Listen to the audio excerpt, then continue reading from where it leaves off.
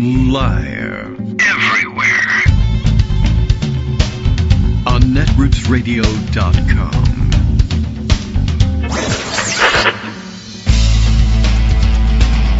David Waldman. Kagro. In the morning. Now, here's David Waldman. Hey, good morning, everybody. How you doing? It is Monday, February 16th, 2026. I believe it's President's Day. Happy President's Day to all presidents but this one, I guess. I don't know if I can change his mood or not, and it doesn't really matter very much. Though some may think it would be wiser to keep him happy. I don't know. But he's always got the Gorilla Channel that he could watch and cheer himself up with that. It is President's Day. I guess the banks think this is a great day to take off. The stock market thinks it's a great day to take off, too. Oh, and I heard an explanation for why this is happening. Over the weekend, I noticed, what's the guy? What's that other crazy guy's name? Peter Navarro, yeah. Who worked for Trump in the first administration, and I don't know what he does during this administration. Maybe working for Trump, might not be working for Trump. He just runs around saying pro-Trump things. But I noticed him echoing the phrasing that Pam Bondi used, which is, at this point, nothing anybody wants to do anywhere under any circumstances. But both of them used the phrase to describe the activity in the stock market as the Dow being over $50,000. It's just a way of expressing things that I've never heard before, and I just figured, I don't know, it was a mistake. It was a slip up of some kind, and they got to 50,000, and they both were thinking, oh, like Tom Homan, I would like to get $50,000 in a kava bag, so they just threw dollars in there. But Justin Wolfers, everybody's favorite economist, says that there's an actual thing to that. I don't know whether we really need to sane wash that kind of statement, but apparently what he was saying is, I know Dow Jones, the Dow Jones Industrial Average, to be a sort of an index, but beyond that, I don't know, what the hell does it mean? Well, it means something. I knew economists would be measuring something. And I guess the theory here is, the way this goes is, he notes in passing that, all right, at the beginning of Donald Trump's term, the Dow was at 43,000 something. And so what that index is supposed to tell you is that if you had invested in the basket of the mixed basket of stocks that make up the Dow Jones Industrial Average, whichever, and I don't know how they select them, but there's a whole thing about that. If you had invested 43,000 and whatever the number was in that basket of stocks on the day Donald Trump began his term, those stocks theoretically would be worth $50,000 to you today, which sounds like a pretty good thing, although Justin Wolfers was, of course, winding up for another punch and said, by the way, that's about, I think, 21st out of the top 23, 25 economies in the world. You would have done far better. And in most other foreign exchanges, those stocks would be worth $60,000 to you now. But by all means, let's all have a party over the $50,000, which, I'd be happy about $50,000 too. But apparently there's something to that. In normal conversation, or even conversation with people who consider themselves things like, chair of the Council of Economic Advisors to the White House, I've never heard anybody throw dollars on the end of that.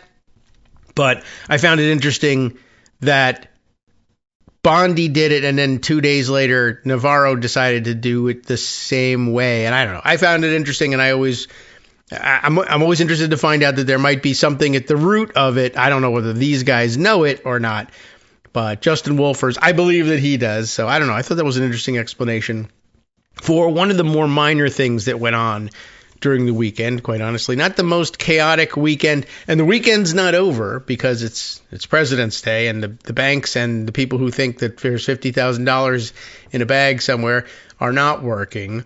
Whereas I guess the rest of us are. And and if you're like one of those bird people, you were watching your birds in your backyard all weekend and counting them and reporting it to the Central Bird Authority of some kind. And I don't know what happens. And if you don't, you get arrested by ICE, more than likely.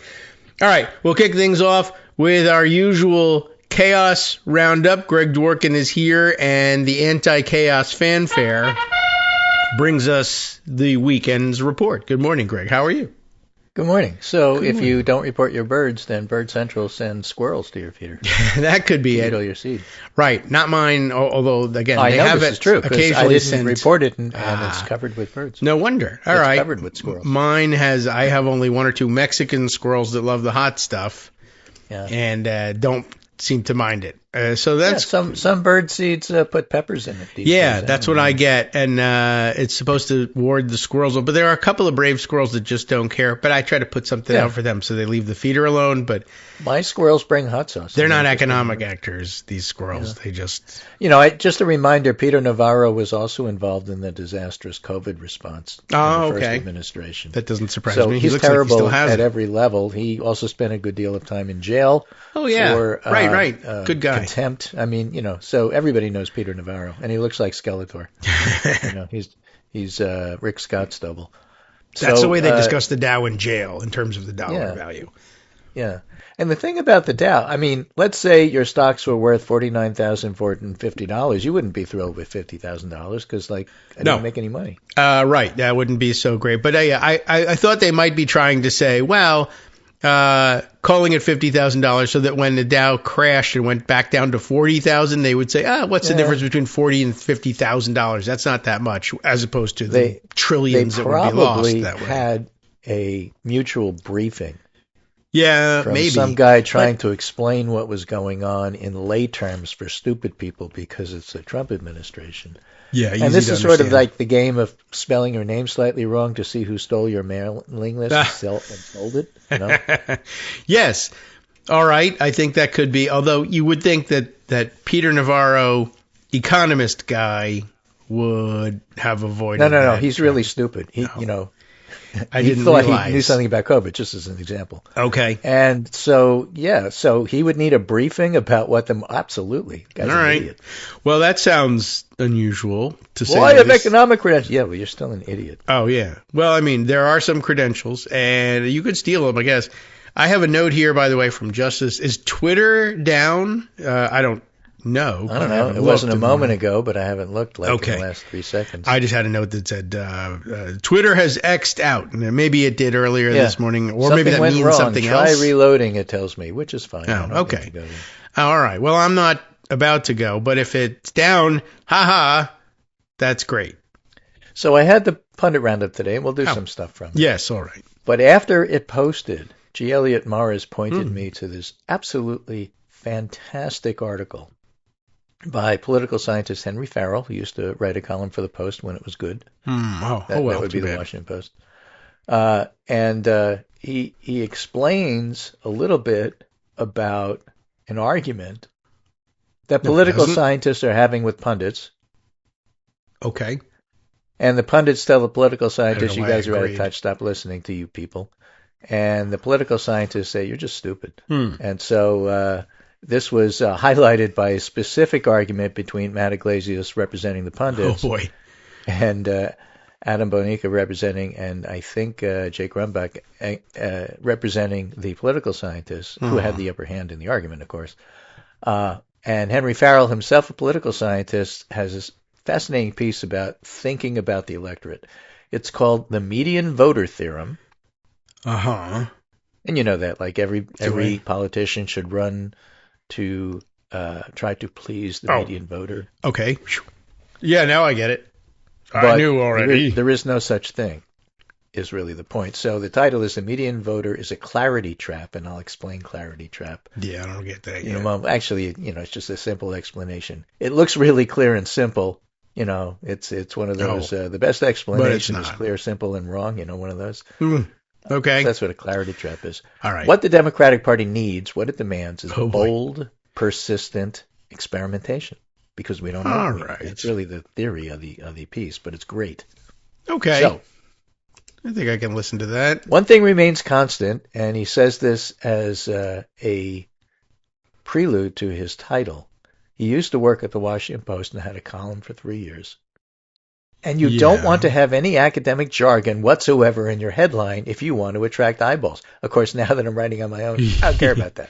Yeah, right. So I'm writing it the way I want to write it. Write it in give me a formula. Make it the title. All right.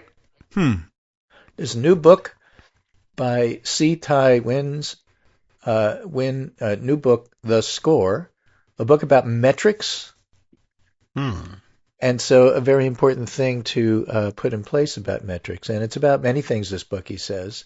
And it's not about electoral politics. And naturally, I'm going to make it about electoral politics because I'm a political scientist. Well, all right. I think you can so first he says, I want to talk about a fight that's happening right now within the Democratic Party that conceals a more fundamental conflict about metrics and abstractions. And then I'll explain how the median voter theorem fits right in this fight and how it becomes what's called a clarity trap. And then I'll talk about ways to maybe escape that trap and do it better. Okay. So the electoral strategy of the U.S. Democratic Party mainstream is all about the main virtues of metrics. All right. And the problem with just going by polls, or the way he puts it, the perils that this ignores are the root cause of much unhappiness right now. All right.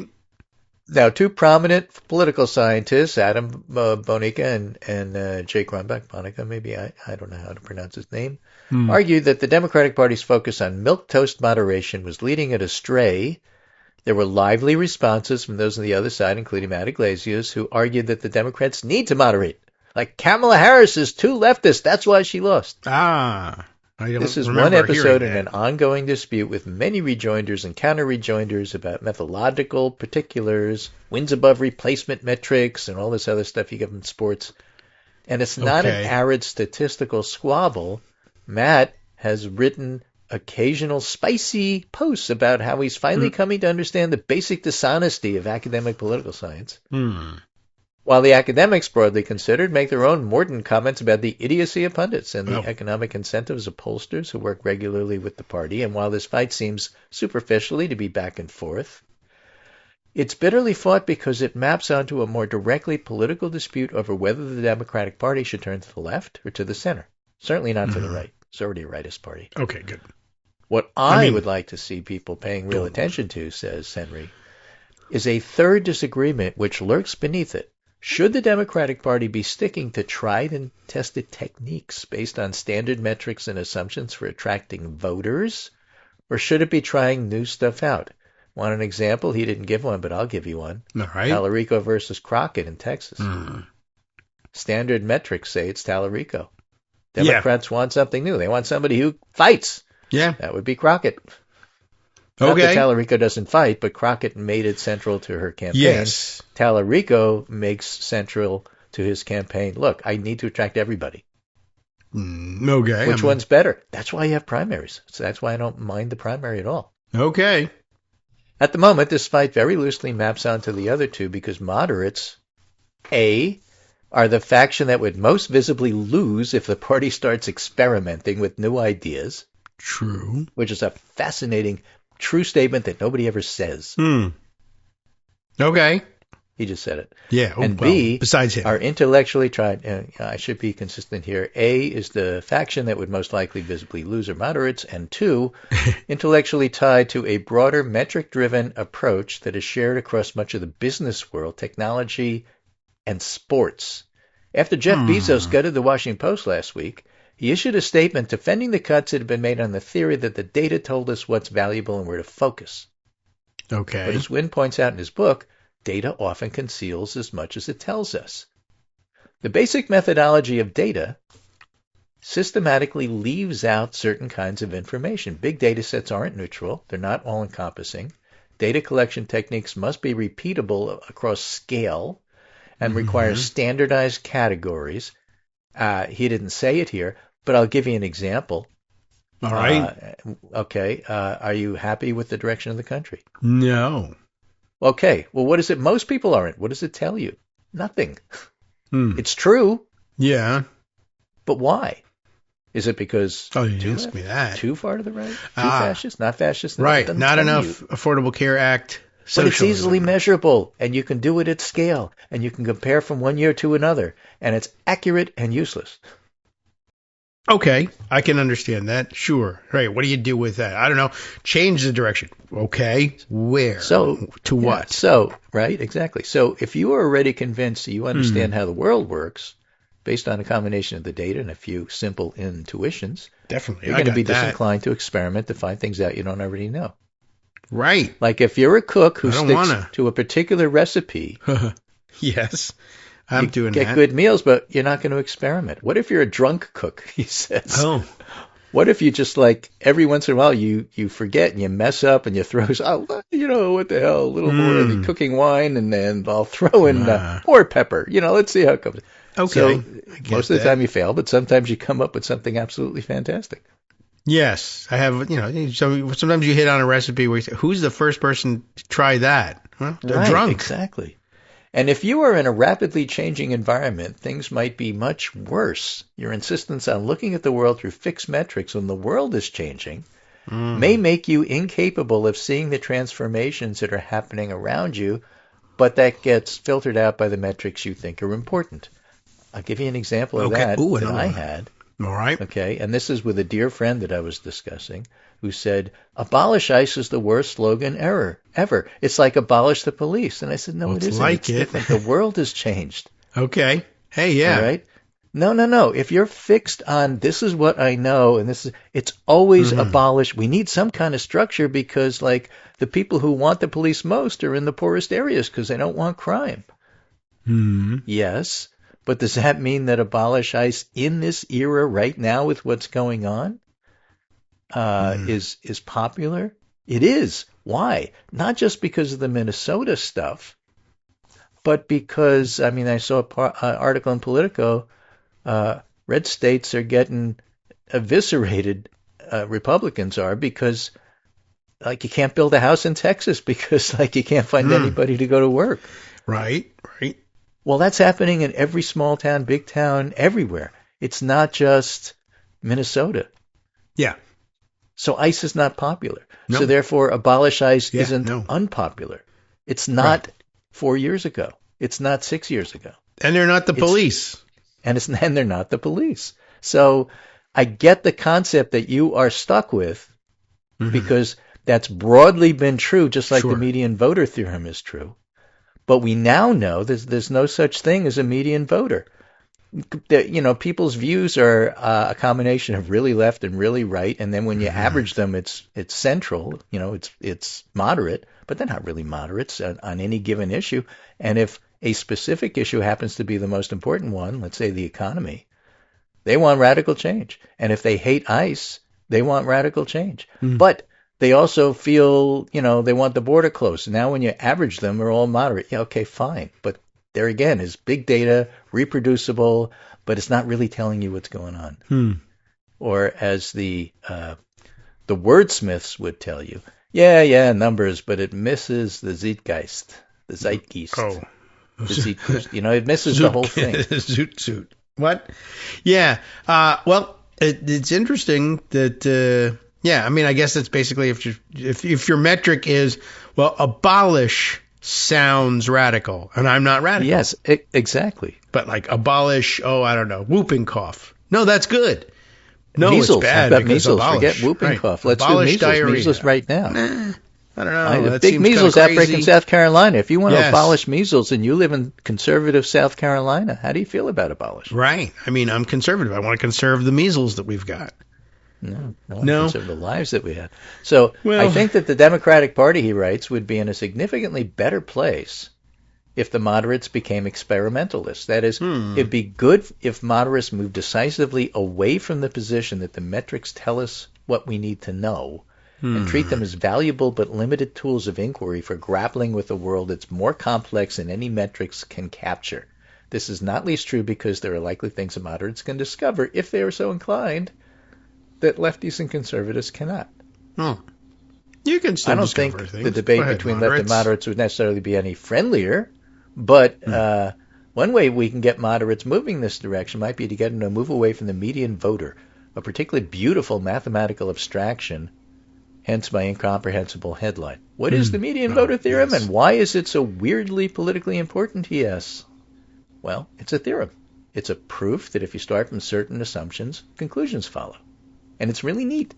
And it doesn't explain why it's become important, but it's helpful to have at least a summarized version So the most broadly influential version is one in Anthony Downs' book, An Economic Theory of Democracy. Oh. Economics. Imagine this. Stupid. Yeah. So here's an example. 2 shopkeepers want to maximize sales.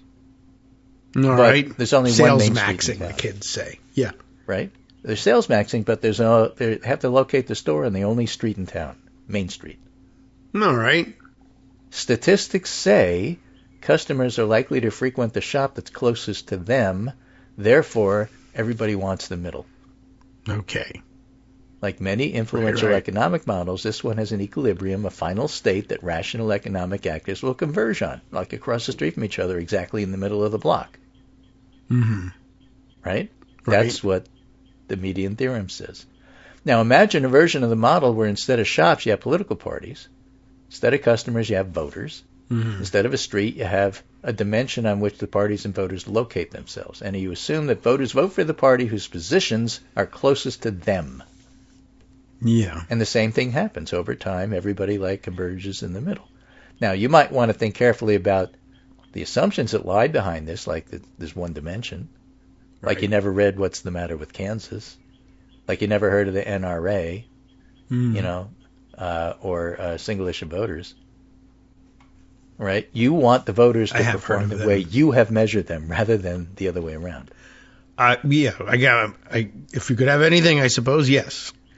Right. So if you always move to the center, no matter what the issue, then you are a median voter theorem lover. Okay. It doesn't always work. Just look at medium. ICE. Yeah. Look at Chris Murphy, who's basically a centrist who said, I can't deal with this anymore. Not on guns, not on, on what to do about ICE, not on foreign policy. Okay. Yes. Interesting. This is, All right. You can upset that. And it's, as I'm thinking about the equilibrium part of this thing, it's sort of like, well, you sort of end up, you both make the assumption that you're best off in the center, and then the best you can do is 50% to the customers by your own theory, minus, any additional incentives. Whereas, I guess if you don't take a measure of, the residential side of town is over here, the industrial side of town is over there. Being in the center of the two of them doesn't make any sense. We should be over here. But so he says, most radically, and this has implications for left-leaning political scientists too, and he counts himself as one. Yes. We are living through times of upheaval in the underlying structure of democratic politics, small d. In such times, all instruments for identifying causal relationships will become less helpful because some of the causal relationships we're most interested in are undergoing ferment. Even the most accurate photographs of unpredictable moving targets may not be useful for very long. And the deep problem of these clarity traps, like the median voter, is a side effect of their attractiveness. Because they're so attractive, like if you believe in it, you must be right. Yeah. They're really difficult to get away from when, in fact, they're not right. Oh, dear. Well, all right. This is interesting. Yes. So Bonica and Grumbach say, the reality is that electoral politics has entered an era of profound volatility, one when yesterday's certainties become today's mistakes. We're not making a general case for running to the left instead of to the center, but for dispensing with outdated conventional wisdom. Instead, we favor experimentation and exploration. And that's really the direction we should go. Okay. Moderate should put far less. It's actually pretty moderate. Preferred simplifications and metrics, and try things. Okay. I mean, that's supposed to be kind of a moderate position. If in fact, say the median moderate politician is essentially old school lowercase l liberal, you want to be where the voters are. What if they moved? Doesn't matter. They're coming back here. That's not really a great theory, as opposed to, well, they've moved over here and the node is here now. Why don't I go there? Even if you are a median voter theorem person, you're going to want to do some experimenting. And where did they go? He concludes with one of my favorite politicians these days, Zoran Mamdani. Hello. Okay. You could look at his victory try to do the statistics, play to the commie corridor in New York City and say, okay, that left-leaning area is just not transferable to Kansas, so I'm not even looking, and miss because you did the statistics and the demographics of who voted for him, and you looked at the numbers, and what you missed is stuff we talked about during the campaign. The guy obviously loves New York City. He exudes joy when he has conferences with kids. He put together on Valentine's Day I was going to say a video of him showing up at City Hall, marrying people, and how thrilled they were that the mayor showed up to do this. He's a polygamist. Yeah. Oh, yes. He was officiating on the marriages. He was officiating, and they loved it. Sure, of course. It's fantastic. Took so much joy from it. I mentioned this on the show in terms of another joy of his, which is eating. Every one of his campaigns is involved in food. You can look at the demographics of who voted for him. It's true, but it misses what's really going on here. You can't transfer Mandami's ability to connect with the public if you just look at the demographics. You may not be able to do it anyway because it's a talent. But there's more to it than just the numbers. So I just thought it was a fascinating, fantastic article. Yeah, I think it was. And some of that stuff, as you say, is not transferable. Like Rudy Giuliani, if he showed up at City Hall to marry people, like he'd be pinching the brides and such. You know, it's really awful, actually. The kind of guy that he is, or showing up to eat with street vendors and his dentures are falling out. It just doesn't work the same way. It doesn't hit the same way, that's for sure. All very interesting. I loved that weekend thing. I assume mayors in a lot of cities can do that, but somehow Zoran Mamdani, this is obvious, Valentine's Day, and yet no one's doing it. No one would, I think, come off as authentic in doing it the way he does either. He surprised people. How could that be? Oh, he's exploring, looking for a new medium. Yes. Hi, I'm Scott Anderson, the guy that writes the daily summary for this show, Kagro in the Morning. Thank you to everyone that supports this show. Many of you send donations through PayPal, Patreon, Square Cash, Radio Public, and so on. Some of you write your own essays and send them in, or read articles with your own commentary. We appreciate it. Now, some of you are listening to this and thinking, I'd like to help, but isn't there something I could do that wouldn't require money or effort? Why, yes, there is. You can just like us. On Daily Coast, they call it the recommend button. YouTube has a thumbs up. There are hearts and likes and love buttons. Tap our love button. Tap our love button every day. Share our shows and summaries on Facebook and Twitter, YouTube and iTunes, Stitcher and Amazon. Most of these places allow you to write a review, so a sentence or two would be great. Recommend us to social media, or tell your friends to listen to the show. You aren't just helping us, you're helping them find their new favorite thing to listen to. You could change the world. So thank you in advance from me and everybody else in the world. All right, welcome back, everyone, to the Kagro in the Morning Show here on Netroots Radio. We've moved to the median on the other side of the break. That's just what we do. We experimented. Originally, the thought was, people love the first segment, let's just stay in it. But I think most of you have moved on to the second, and we're here to meet you where you are. That's what I learned from this article. By the way, Henry Farrell snuck in this little commentary about media, which I thought was also interesting, but I didn't want to distract from his main theorem here. Okay, now we can. Now we can. So he was an editor of a political science blog for a couple of years at the Washington Post. Oh. And he says, we spent a lot of time thinking about how to write catchy and seductive headlines that would get people to read posts about social science, which was really hard.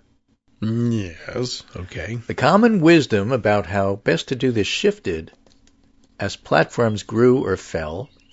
And then by the time, social media stopped driving traffic because, Facebook changed its algorithm, we were out of the game entirely.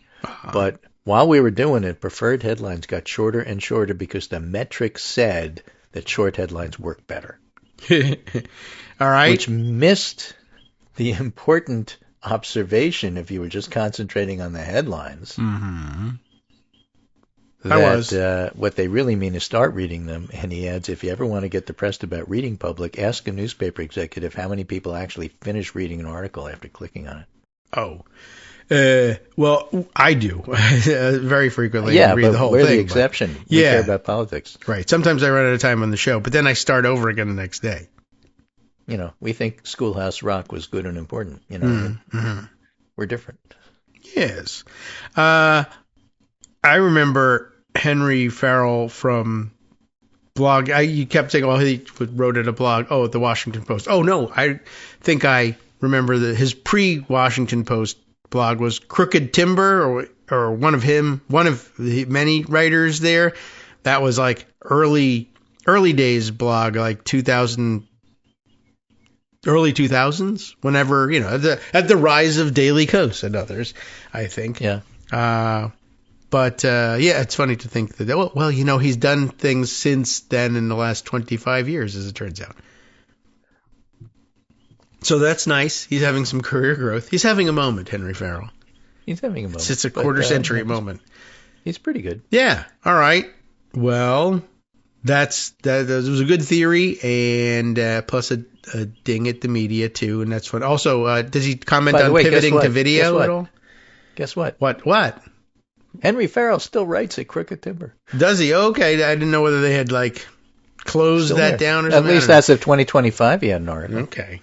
Well, that's good. But I see he has has a what we're talking Substack about, here. But, you remember correctly. Okay. Which is always nice at our age to know that we remembered correctly. Yeah, that is nice. And I just because I'm reading this now we're reading it at Substack, I guess. I don't know. Yes, it's disguised Substack, but it is a Substack.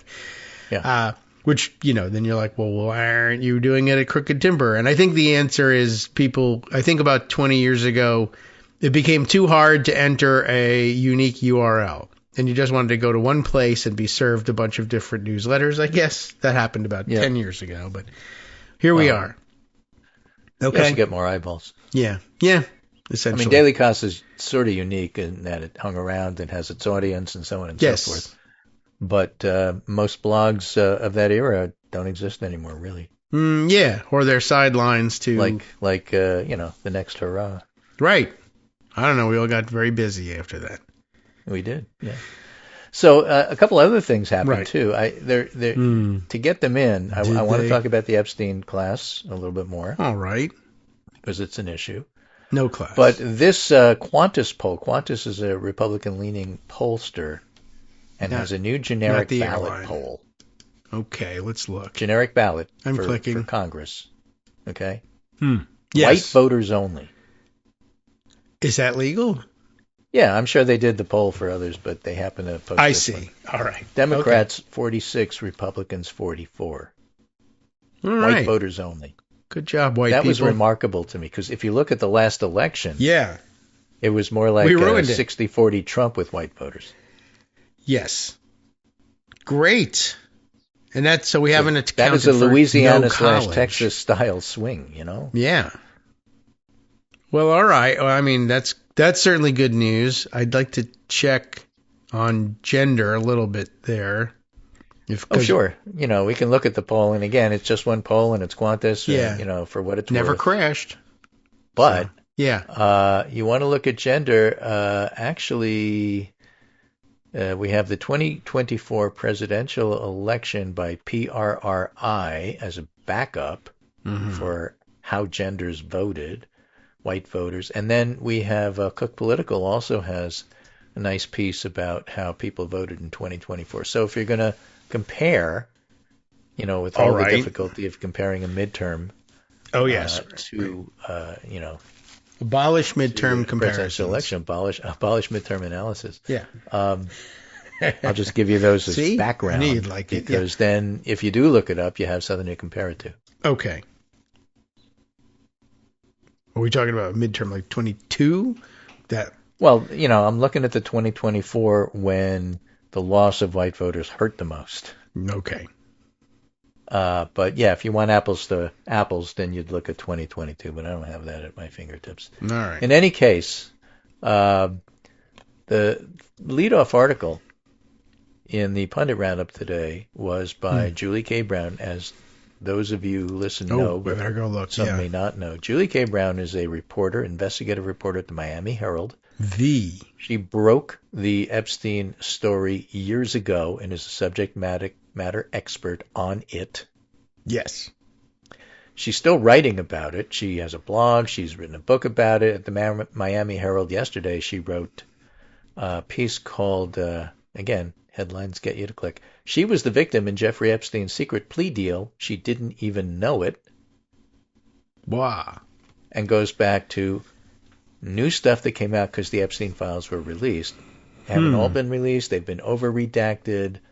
Lots of under-released about that. Thomas well. Massey's not happy. He's going to name names and read lists and so on and so forth. All right.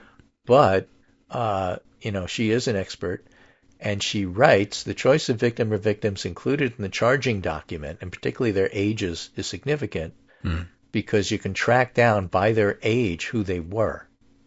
No. It's supposed to be confidential, but if there was only one 15-and-a-half-year-old in a charging document, you can figure out who it is.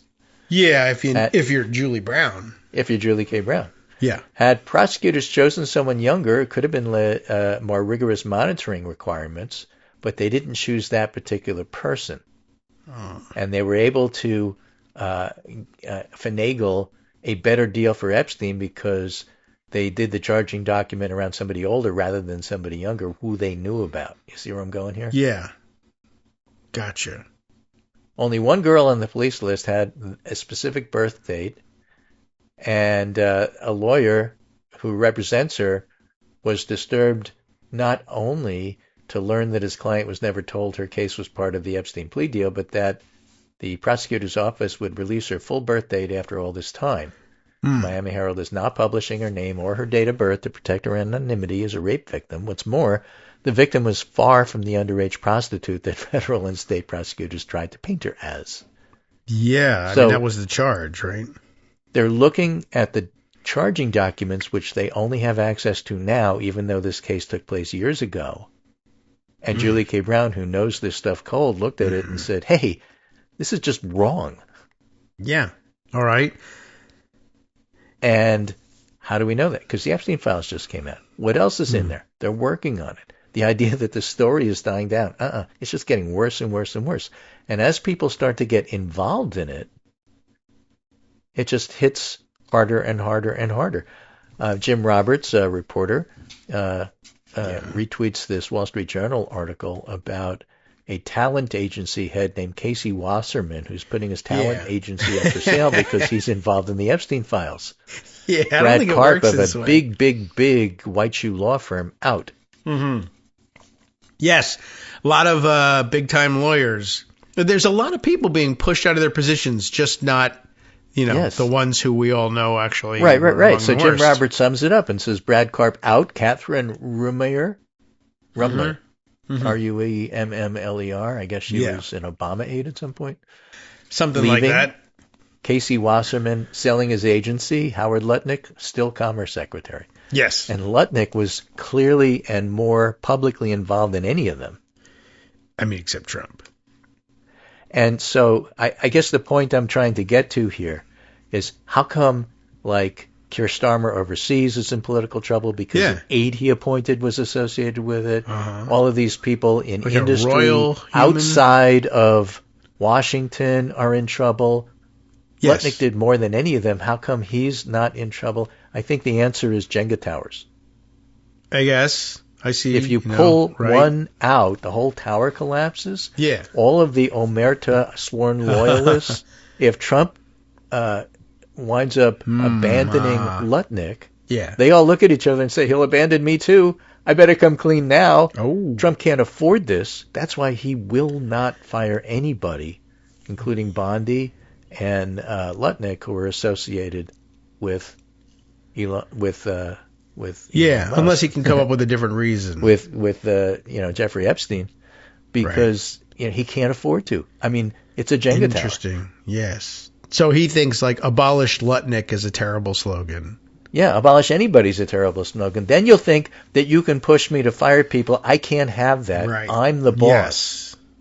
Yeah, I mean, I do think that it's possible that there are people that he may say, I would like to come up with or already have a different reason, and I'll just say it's not Epstein. But sir, and I'll prove you have it to by do not. this because it'll kill us in the midterm elections. Yeah. And Trump says, I'm not running. I don't care. And I'll kill you before the midterms, so you just watch it.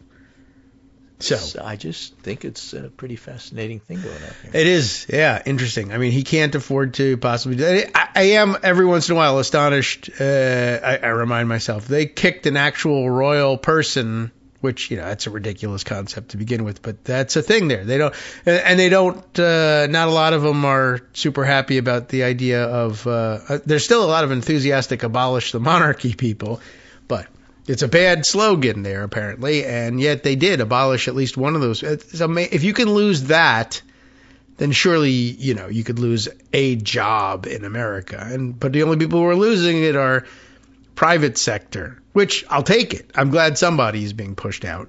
I don't know how you sell your talent. It does mean that it matters. Yeah, that's good news. And it means, so, right, yeah, if you're sitting there saying, all right, nothing matters, look, they're not firing Lutnick. No, what it means is everybody else in the world recognizes this is horrific baggage, and Trump is hoarding that baggage. Right. All right. And let me give you an example of why Trump can't make this go away. These are the first two paragraphs of the Miami Herald piece. Yeah. The lawyer for the 16-year-old girl who state prosecutors now say was the victim attached to the mysterious plea deal given to multimillionaire Jeffrey Epstein says neither he nor his client was ever informed that it was her case that ended Epstein's prosecution. The victim, who's now 31, listen to this, wasn't among Epstein's youngest victims. Yikes. Yikes, exactly. For sure. I looked at that in my first, wow. Oh my God. But she was among those who were more brutally sexually assaulted repeatedly by both Epstein and others, according to records reviewed by the Miami Herald. Yeah. That means there's victims from, and this was a while ago that he was doing this, but there are people who are victims are still under 30. Like, that's an awful lot of life left to go, knowing that you're not going to have your issues addressed by the world, which is, I guess, how you got to one of the lead named victims deciding to take her own life. I mean, how do you deal with this? Hopefully so better. Again, this is all, all new information. Reach out and these victims are the reason why this won't go away and why it was so reprehensible that Pam Bondi wouldn't acknowledge them at the hearing. Yeah. Well, you see, we'd do better if we had a woman in this job. There'd be more empathy. Well, it might depend on the woman. So Julie K. Brown writes, the revelation that comes 11 years after the case was closed raises more troubling questions about how federal and state prosecutors misled Epstein's victims, the public, and the judge who sentenced him in 2008. Yes. So, these are relevant files. It isn't just old news. Watching so-called influencers try to move on from this. We need the Epstein files, really? Oh, my God, they might hurt Trump. We don't need the Epstein files released. It's not flying. Some of them are actually breaking away and saying, you know what, let's just get it all out there. Well, might be Joe Rogans of the world. I did notice over the weekend that libs of TikTok, Haya Raychik, sending, going off on a tear, and I'm just noticing that her things are falling flat these days, and she's kind of lost the juice, and it might be just people are tired of her, but it may have something to do with the fact that she was among that weird group of influencers invited to the White House and handed the fake Epstein files binder and grinning from ear to ear, holding them up over their head for photos. And it's like, wow, did you get played? Everybody can see that now. And there were a couple other influencers among that group, which I think she was probably the biggest name. And I don't know. She tried lighting a fire under somebody over the weekend, and people were like, I don't even know what that story is. Laura Loomer or somebody? Yeah, right. Yeah, she stole all your juice, and you should give it up. She ain't got no more juice either. Right. None of them. True. Do. Good. And so, good. This is a follow-up article to the Henry Farrell one, written by Jim Acosta, and it says the year of the pissed off voter. Trump's train wreck second term is making apathy go away. MAGA. Make apathy go. Okay. All right. And that's a good thing. Sure. The great voter revolt of 2026 is on. Just consider a handful of the administration's more shameful episodes from this month alone. Now, it's a paid piece, and I don't subscribe to every single Substack. If I did, I'd be bankrupt. Well, shouldn't Substack be bankrupt instead? That's what I would think. All right. But he did summarize it in a tweet. Again, one of the reasons I still use Twitter is because it has stuff like this I can't get to. And this is a quote. As I heard one senior Democratic strategist recently and metaphorically referred it to the Trump movement, Americans are ready to cut off the Trump movement's heads and shit down their necks. Oh, really? Yeah, I remember that from... That's not median voter stuff. That's like Dr. Detroit, I believe. Yeah, that's experimental. That's true. That's moving on from the center, which is what I excuse myself to go to the bathroom, but politely disapprove of what you're doing. Right. Okay. Well, that's it. That's a wild one. I'm sure that Dr. Detroit, by the way, is not the first appearance of that phrase anywhere, but that's the first one I'm aware of. Thank you, Dan. So that same Qantas poll has Trump disapprove at 67 and approve at, wait for it, Republican-leaning poll has his approval for swing voters. Disapprove 67, approve 31. There's nothing to do once you're 67 disapproval. Yeah. By the way, that's enough for cloture. He just has to be nice and he'll get back on track with them. He can pivot. He doesn't care. Yeah. All right. Well, maybe you'll change your mind because I understand he was photographed with Liz Truss over the weekend. Really? Yeah. Which I'm not certain how that happened. I'm laughing because it's Larry the Cat's 15th anniversary or something like that. So there are all these Larry the Cat celebrations going on over at 10 Downing Street. Okay. And I think the most memorable Larry the Cat moment I could think of, besides just running to catch a mouse in the middle of a news conference, which is why he was, appointed in the first place to his elite position. When Liz Truss became prime minister, of course, she had to have a picture with Larry the Cat because they all did. It's like okay. So she leans down to pet him, and Larry the Cat wants none of it and just walks away. It was the funniest thing. I'm looking for the lettuce to get a picture with. Yes. Yeah. Oh, and I did see somebody say that this picture. Well, there's a chain of pubs in London where this would make more sense. Is somebody called the Slug and Lettuce, which is somebody said this is it. That's what we're titling the photo. Yeah. So, I don't know what that visit was about, but I don't know. It happened, and that's there's no juice in that for sure. Hey, you want to hear something that's not median voter stuff? Yeah. No. Jackie Alemany, who's a really good reporter who used to work for the Washington Post when it was a newspaper, now works for MS Now and has a piece. Democrats aim to make corporate America rethink Trump deals. Okay, yeah. Let's hear about that. Basically, too long, didn't read. We get it, I think. Once we get into power, Democrats are telling big corporations, once we get into power, if you made a deal with Trump, consider yourself under investigation. Yeah, absolutely. I think it's absolutely necessary. There was another article out there like that. Yeah. It is necessary. Sure. And it's a warning don't keep doing these sweetheart deals that come back to bite you anyway. It's not only bad for business, it's bad for business. Yes. I thought at first that this was going to go more along the lines of, Democrats, rank and file Democrats out there saying, well, I'll boycott that. No, we don't all have the power to boycott and have them care. They're not all consumer goods companies, but this is even better. And the nature of their deals demands investigation because Trump is so transactional and anti-democratic. And I think Josh Marshall wrote something over the weekend that I have to dig up. I didn't think I was going to use it, but pointing out that in addition to trying to repair the damage done by anti-democratic and autocratic forces, that there's a related but separate track, I guess, that needs repair of civic culture in general. That a lot of these corporations and other foreign actors, domestic actors, all have figured out that you can get a sweetheart deal by bribing, flattering, whatever, Trump. Which means that's the plan. That is Trump's business plan. Yes, that is definitely true. And the damage that it does goes beyond being autocratic or anti-democratic, it's anti-civic. Like we're losing the sense that the proper way to conduct business is to offer the best product at the best price, but instead a total breakdown of even that civic idea to no, the way to the most success is to bribe the person who can make it illegal to buy anything else. Or that's the whole tariff theory. Yeah. Of course, we're not going to do tariffs around the world. They're terrible. What we do is we do 192% tariffs, and then if you bribe me, it'll be 3%. Right. And put it in my personal account. Picking winners and losers, some people might have called it.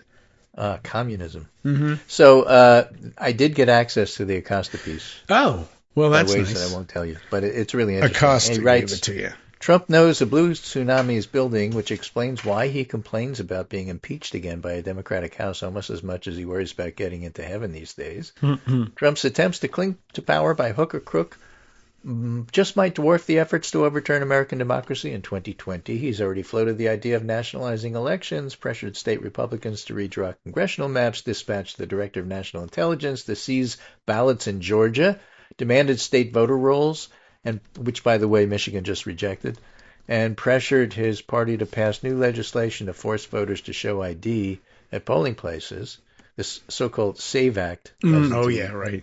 Like it. So it's pretty dead in the water in the Senate right now. Following his defeat in 2020, I described Trump as a snake slithering in a rainstorm toward the nearest sewer. Same story this time around. He's not just running scared. This is a full-blown panic problem. Compounded by his diminishing faculties. Oh, and yes. a team of cultists that would make Jonestown blush. The problem for Trump is that pro-democracy voters are no longer apathetically curled up in the fetal position. This is not 2025. Trump has turned MAGA into making apathy go away. And then the senior Democratic strategist quote about the Knicks that you remember from Dr. Detroit. Yes. Trump, not the Knicks. Republicans That's can the smell blood in the guys. water too, and some in the party are beginning to paddle away from Trump as quickly as possible. Yes, the Save America Act just passed the House. GOP senators who sense their majority is imperiled are unlikely to nuke the filibuster to approve it. The legislation not only insists on IDs at the ballot box, it requires states to hand over voter rolls. Yes. They think likely made matters worse. Holding a news conference in Arizona where she said the government must make sure we have the right people voting, electing the right leader. That was a little bit of quiet part out loud. Well, yes. The right people voting. You always have to remember she's very stupid. Yes, that's true. Also, has she heard what Qantas told us? Because I bet that she has the wrong idea about what the right people are. She needs to move on and experiment. Yeah. Get yourself a new blanket, right? Yeah. Yes. By the way, I think it's a weighted blanket that she was after, which is interesting because it's the sort of thing that they would make fun of someone else for having for being a snowflake or something. Yeah. But there it is. I saw this. The Washington Post, when it was a newspaper, reported this story a while ago. This has been out there, the blanket thing. So since August. I have to finish with this. Okay. Half the country believes Trump may have something to hide. Yes, really.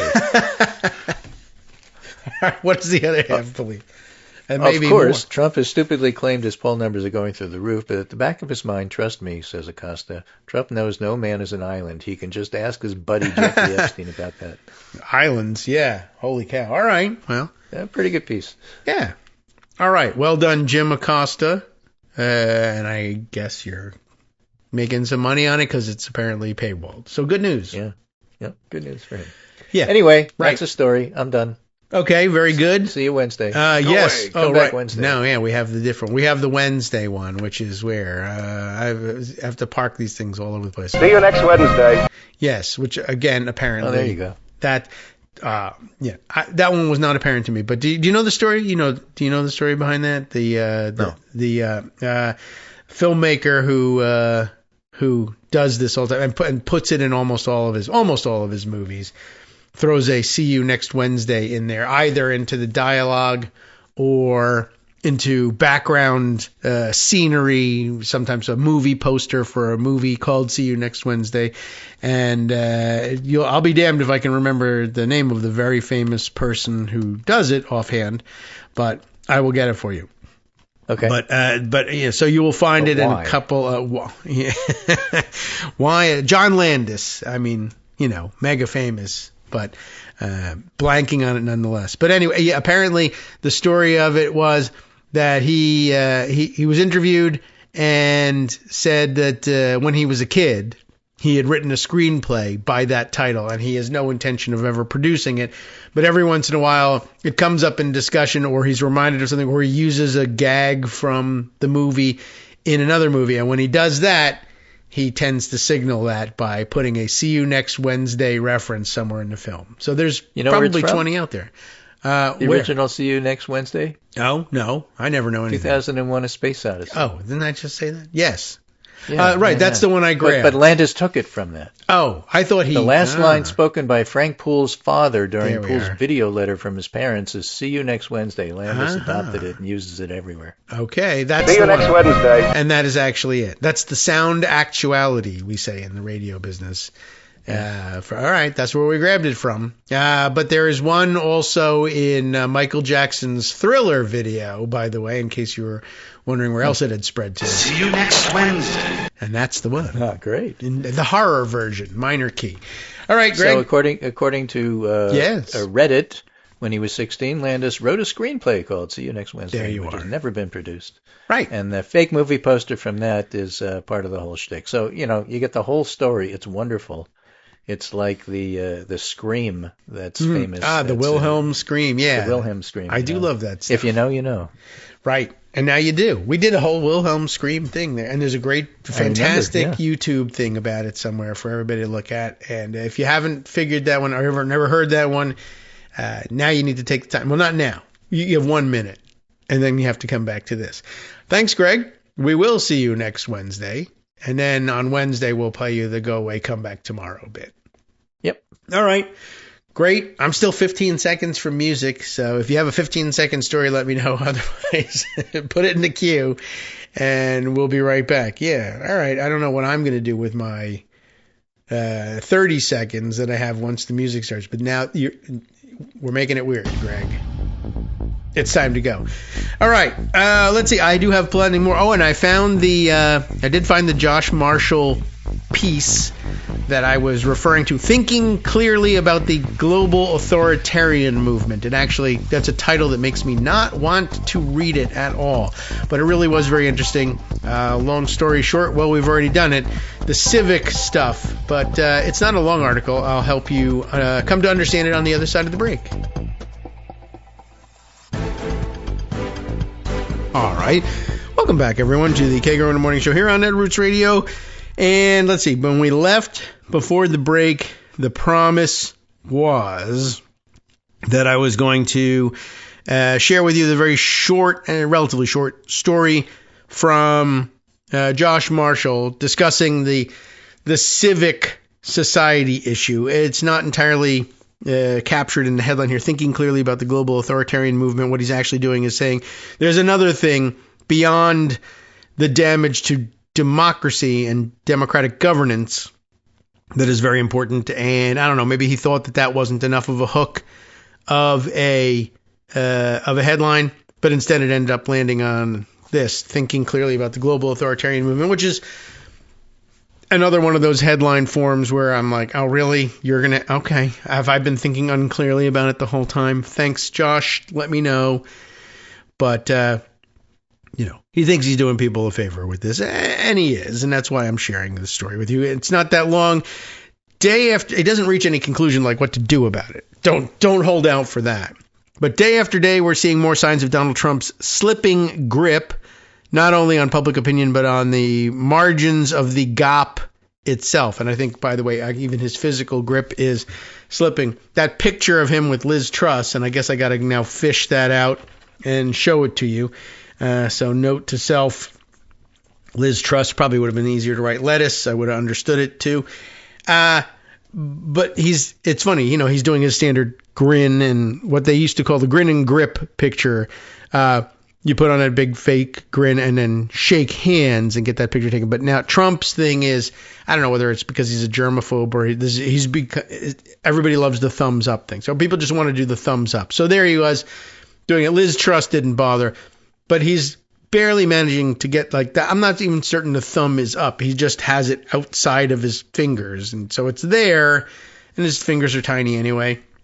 But he's putting no effort into it whatsoever. It could just be the split second that they chose for the freeze frame. And then there's a beautiful, fantastic, very robust thumbs up a few microseconds after that. But anyway, it's just looking pretty beat as it is.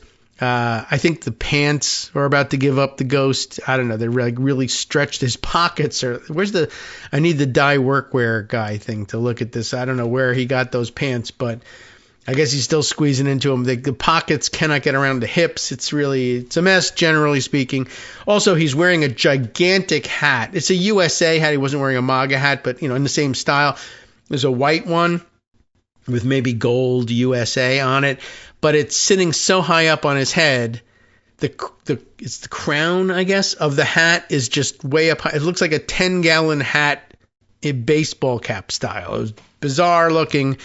And very weird. Anyway, Josh Marshall, he was saying he had organized thoughts, and it went like this.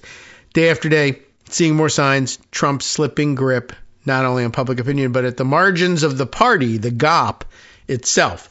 But Josh thought, it was a good idea, a good time to remind ourselves that Donald Trump isn't the only problem. It's always wise to think about that. Yes, there's the GOP, which could easily dispatch him at any point if he didn't have an iron hold over the party.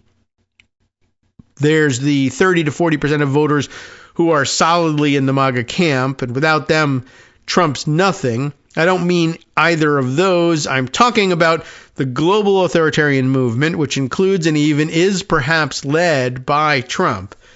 But it exists quite apart from him and has roots in some of the wealthiest and most powerful people in governments around the world.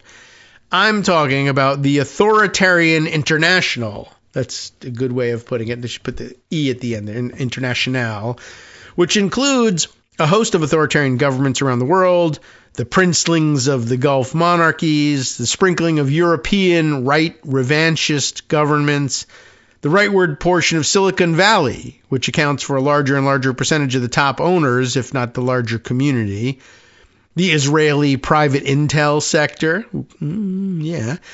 various post-Soviet oligarchs, and increasingly the world's billionaire class, which is a thing now because we have so many billionaires. And they're just now sort of beginning to understand that they have a class interest as opposed to just being very rich versions of whatever their other previous interests were.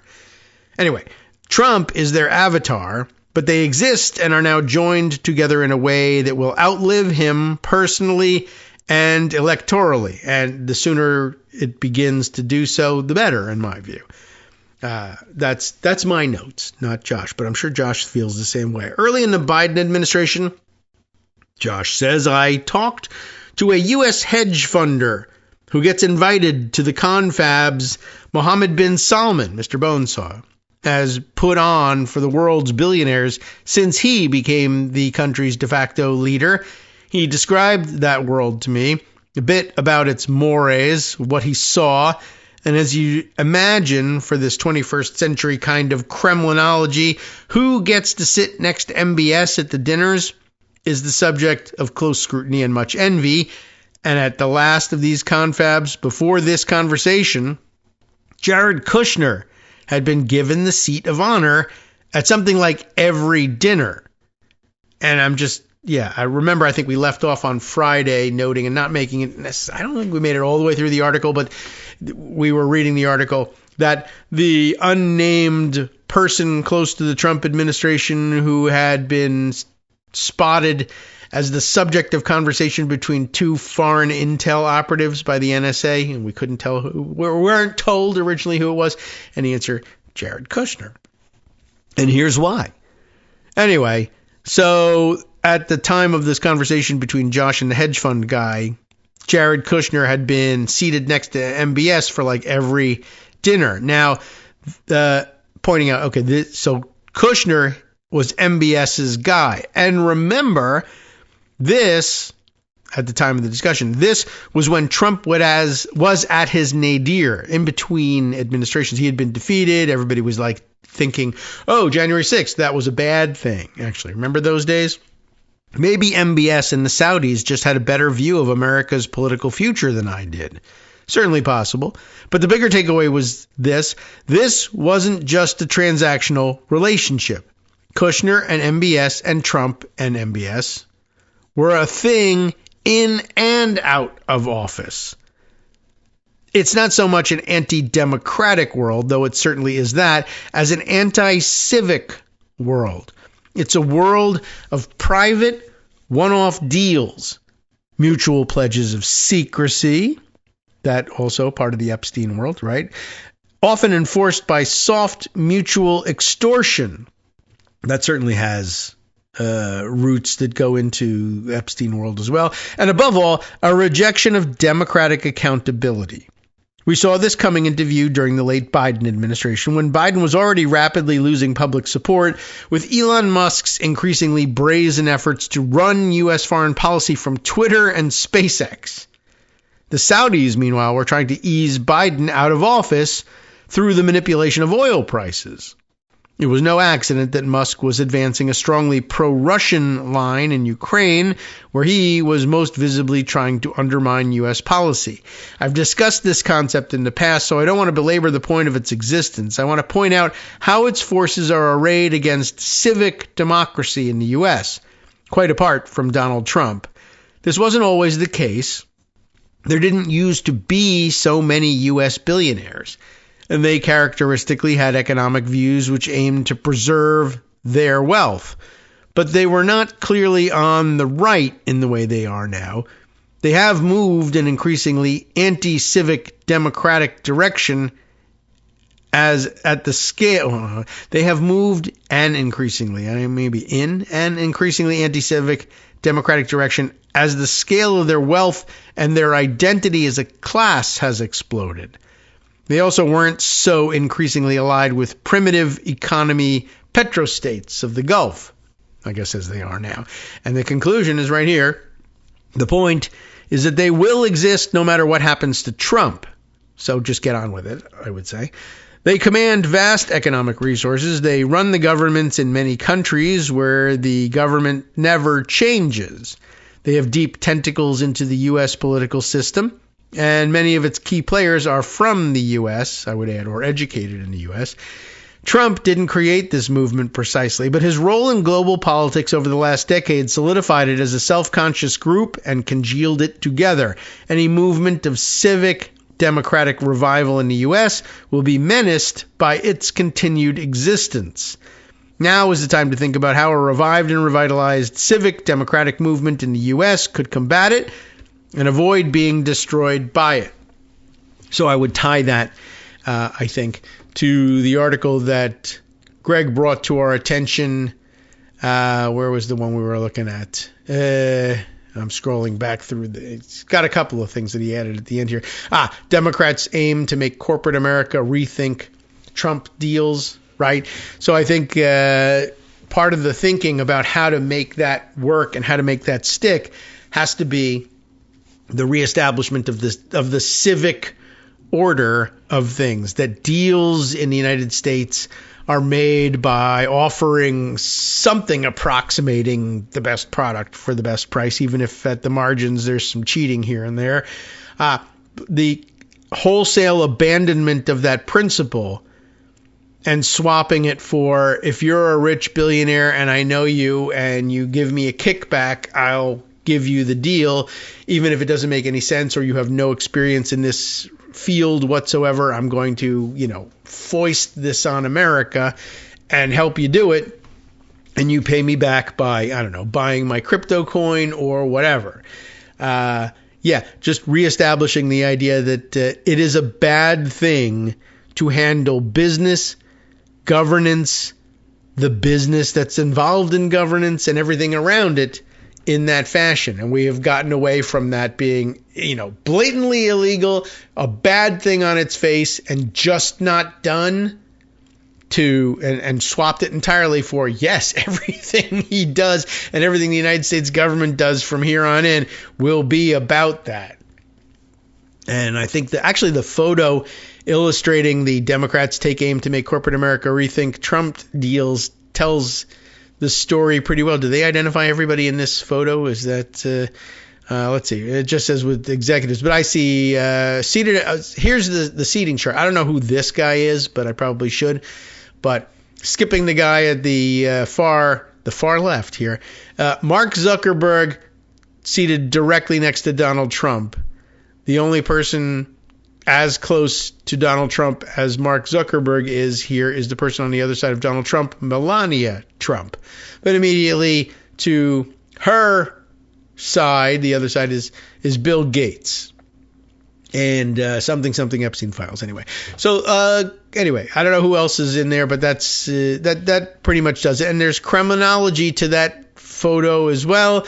Lots of inaugural celebration photos, very similar. The number of billionaires with seats within arm's distance of the president, the incoming president at that time, was pretty remarkable in itself. Okay, so I'll keep this tab open and you can review the thing for yourself and enjoy it. Let's see, a couple of other things I wanted to get to. Oh yeah, right. Social media moment of the weekend, I guess, comes from I don't even know where. I just wanted to note in passing I'll say this. I won't pass judgment on what happened here or make any recommendations to kids in school these days, but I guess somewhere some right-wing-ish wannabe influencer clown decided that his high school had a anti-ICE protest walkout among the students. This guy positioned himself with a pair of Meta glasses, no less, to film the whole thing, along with his homemade sign that read, "I love ICE," I heart ICE, I guess, and standing in the hallway as the kids were walking out and saying, "I support ICE, I love ICE," and most of the kids passing by with, eye rolls and sheepish grins, and I think one guy says, "That's crazy, bro," to which she says, "I don't know what's crazy about supporting law enforcement." And then the arrival of an unlikely, I don't know, I guess folk hero at the very least, a sizable kid, but looks like somebody you would think would normally avoid such a situation. But brown hoodie guy, who's probably got a name and probably best if we don't circulate it too much anyway, who stops and says, well, he disagrees with the message that our right-wing provocateur is promoting and tells him point blank, "I'm going to punch you in the face," to which the kid says, "Well, you'll get in trouble for that." And then, of course, line of the century, "Okay." And then he makes the big fist in the hand slap and then a big gives him a clock, which is a fantastic advertisement for the Meta glasses, which didn't break. I don't think he hit him in the eye. Should have tested that. But if you're going to have a camera mounted to your face and get punched in the face, well, I think the kid then the right-wing kid circulated the video thinking this will vindicate me, but instead it made a folk hero out of brown hoodie kid. So lots of parents giving lots of advice over the weekend, to which I guess the median advice in all of that was, don't put yourself in that situation. But if you have that situation thrust upon you, it's a judgment call. Very interesting, and it's a politically fraught moment. So I thought that was interesting over the weekend. You probably saw the thing too. What really fascinated me was the immediate explosion of online social media folk art, essentially, growing out of this thing. I have no idea whether the kid in the video, the brown hoodie kid, on second thought wanted anything to do with the publicity, but hopefully it's working out well for that person and not poorly. I'm sure there's some discipline involved in all of this, but it's not his fault if everyone else takes it and runs with a legend instead. All you can do, you can't give them extra detention for having other people say, holy mackerel, that was interesting, whether good, bad, or indifferent. That's not your problem. There was a punch in the school. You do what you do with punches in the school and move on from there. So hopefully the kid's over it by now. And school's going to be closed today anyway for President's Day, so don't worry about it. All right, moving on from there. There's definitely a collection of stories that I meant to get to over the weekend or prior to the weekend. There's one that jumps out at me as I've failed you by not bringing this one to your attention. Now I need to scroll back and see if I can find it first. But, as the news piled up, this one has moved down the stack. But news from Europe, and particularly from NATO. And why is this not... I think I now have perhaps scrolled past it at this point. But, and you never know how many things I might have piled on top of things over the weekend. But basically, if for some reason I'm going to have to start from the top and scroll again. But NATO has moved to relieve American brass, American military commanders from key, I think as they put it in the article, war-fighting roles in NATO. Not everything American has been purged from NATO. They're not quite at that point. But, and for instance, the Supreme Allied Commander of NATO forces remains American, and I think that's traditionally been the case. And I think that'll be the last signal that the thing is over with. But that is odd that I was fairly certain that I had put that one aside because it was important and I wanted to get to. I might even have. Did I put it in the list of links that I sent to Scott over the weekend? I don't, because I don't think we got to the story, but I thought it was pretty important and I wanted people to see it. But I guess since we didn't discuss it, maybe not. That's too bad. All right. Well, let me see if I can find this thing in my own feed. That would have been like Friday, so I'm going to have to scroll for about 15, 20 minutes because there was so much going on over the weekend. But I thought it was an important development and one that I wanted to share with you sort of as it was covered by the reporters doing the work because, they have their own unique perspective and language to it. And also because it, had some discussion of which positions had been changed this way and what it meant about the future of NATO. And now it's just not as, this is terrible. All right, well, maybe I can find it during the next break and bring it up to you. That's amazing because I'm pretty sure I clicked the Instapaper button 10 times on that window to make sure that I had it. All right, here's where we'll go instead.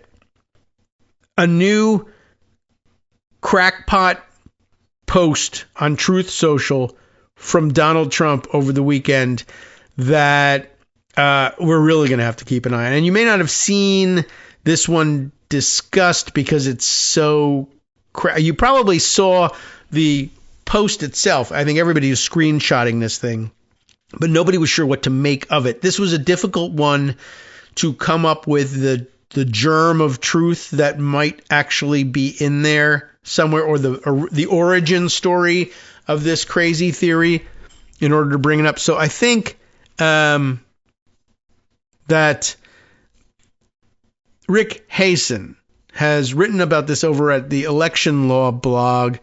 And let's see, is this it?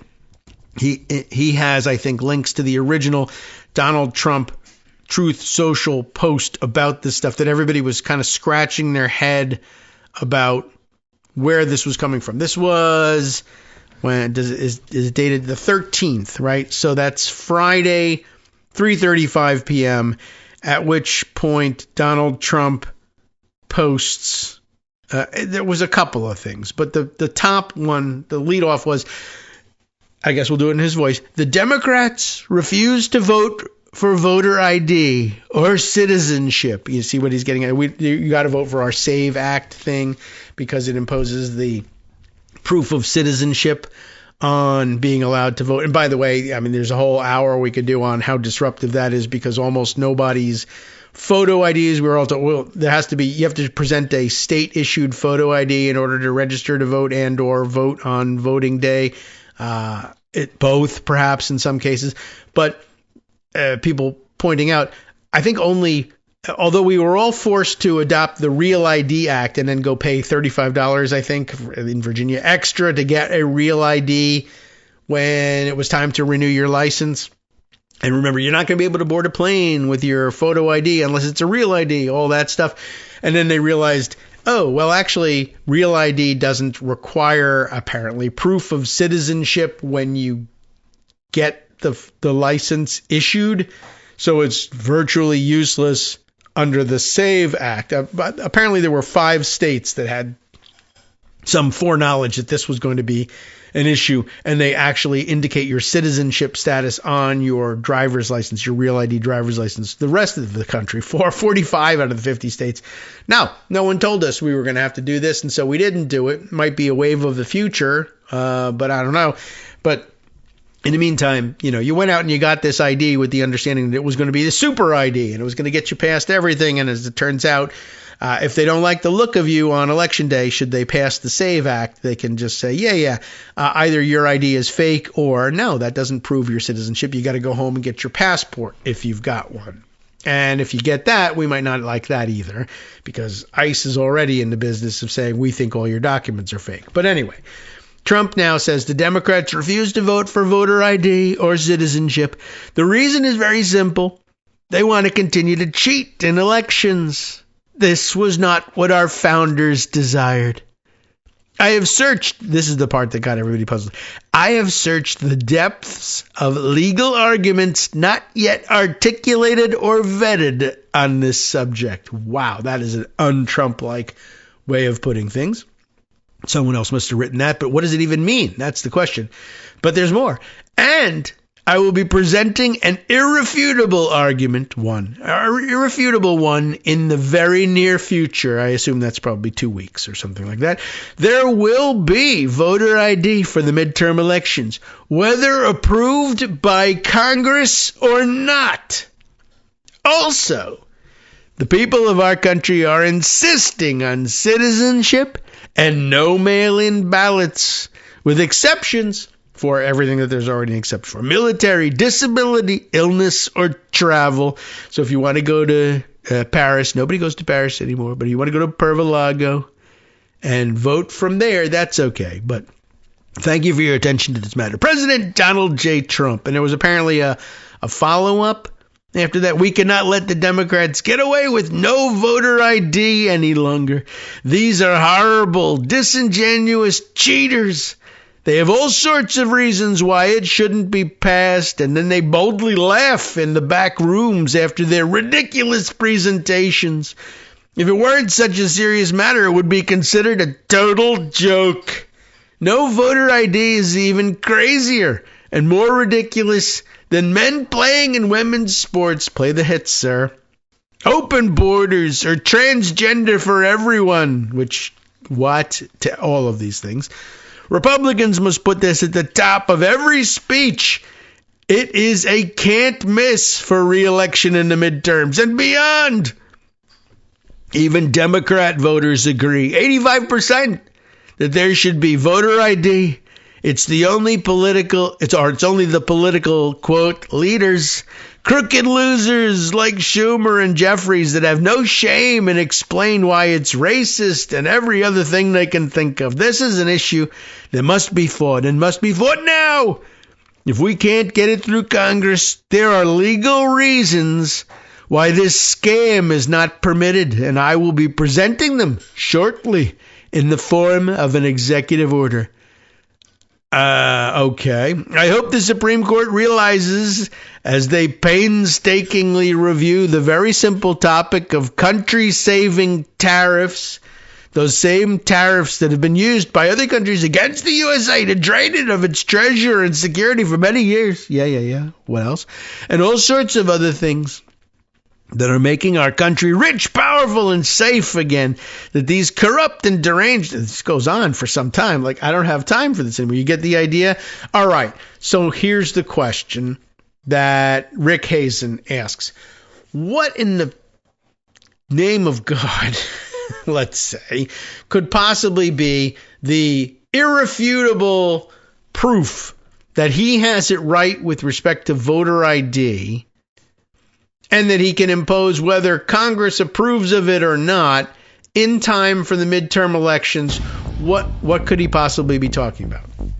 And it may be, like, my assumption at the beginning was, I don't know, he thinks that executive orders are law.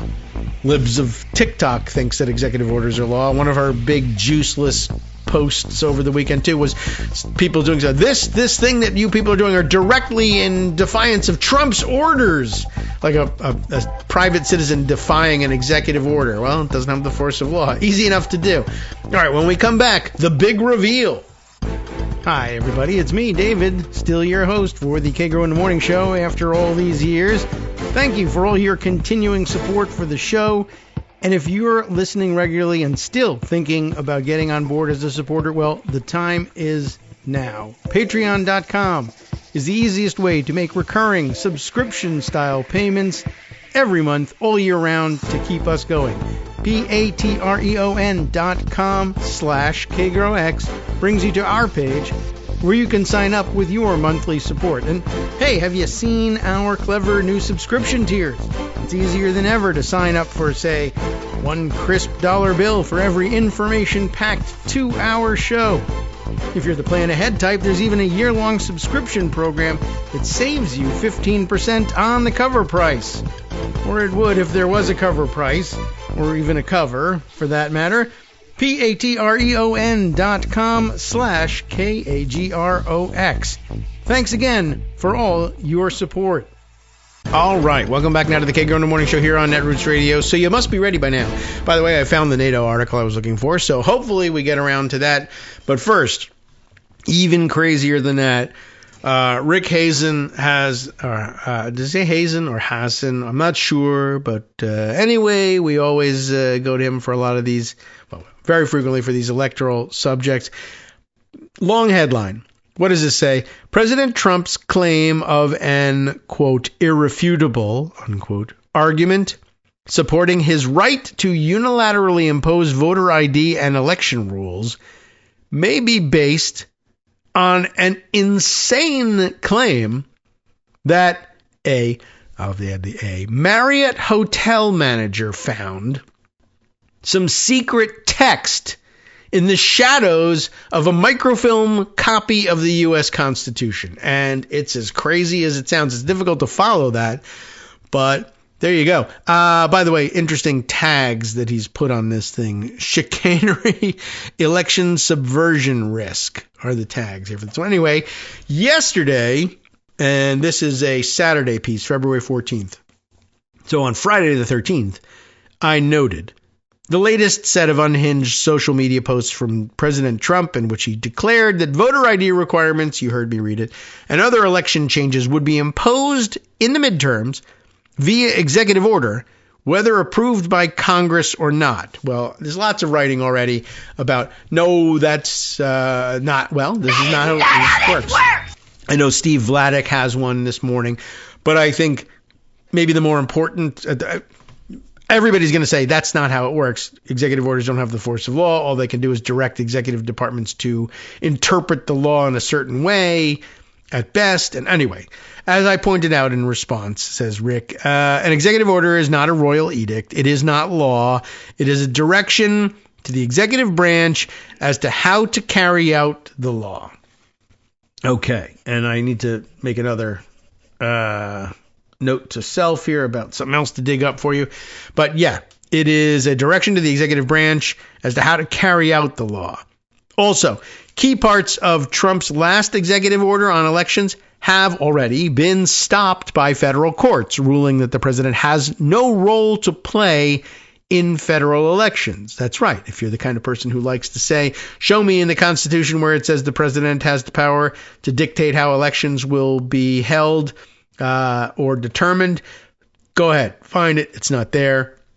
If you're the kind of person who believes in that, that should do the trick. But apparently it doesn't. One of the odd parts of Trump's post was the statement that, quote, I have searched, or as he says, I have searched the depths of legal arguments not yet articulated or vetted on this subject, and will be presenting an irrefutable one in the near future. What could Trump have been referring to? Says Rick, I originally had no idea, but then a reader wrote to me for comment about an obscure post which seems insane. And I guess it is. And there you go. Now you can tell for sure that it's insane. But it could explain the big Trump reveal to come. So this is how he figured out that this must be, what is it, a reader of his own blog, writing, whatever, however many outlets he's got, Rick Hazen, says, tell me what you think about this post. It wasn't, oh, this is what Trump is thinking about. This was, I just read this and I want you to tell me what you think of this thing here, because it looks insane to me. And it is insane. But as it turns out, I think Rick's right here. I think this must be, I don't know what else it could be. So a reader writes to him for comment about this obscure post, which seems insane, but could explain the big Trump reveal to come. And there's a quote, a lengthy quote from this post. The quote begins this way. It's possible states innocently believe that they have unrestrained constitutional authority to create election rules within their borders. But they're about to learn that that's not so, reports John N. Goodman. So this is the blog writer isn't the one who made this discovery. He's covering the story of one John N. Goodman, who says he's made this discovery. Now, John N. Goodman, he explains to us, is a retired Hallandale Beach man. That's Florida, for those of you who don't know. That's a Florida man, a genuine Florida man, a retired Hallandale Beach man who shared some research he conducted with a fellow, quote, election integrity, unquote, advocate. And maybe, I don't know whether that's just election integrity in quotes because, that's not what they're really doing, or because it's a reference to maybe Cleta Mitchell's group, which is an election integrity something or other. So maybe they work together through that or under those auspices. But again, this guy says John Goodman, the retired Hallandale Beach man, shared the research that he conducted with his pal, who has links, they say, to the White House. Oh my. Well, dramatic music for that. But some of the worst people in the world have links to this White House. Now, that research did, in fact, find its way, apparently, to Washington, D.C. recently. How did it get there? MyPillow guy. The MyPillow founder Mike Lindell met with President Donald J. Trump again, even in the middle of everybody's collapse, but okay.